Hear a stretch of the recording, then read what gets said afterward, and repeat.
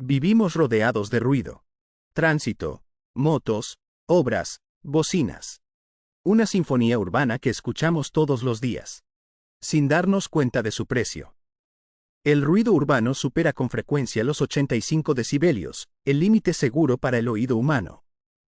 Exponerse a esos niveles durante horas puede causar daño auditivo progresivo, incluso sin dolor.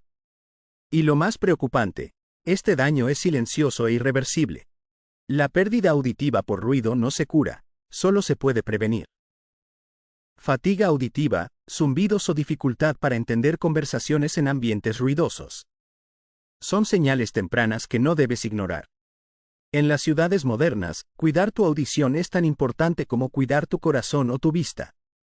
Usa protectores auditivos, reduce el volumen de tus auriculares y busca espacios de silencio.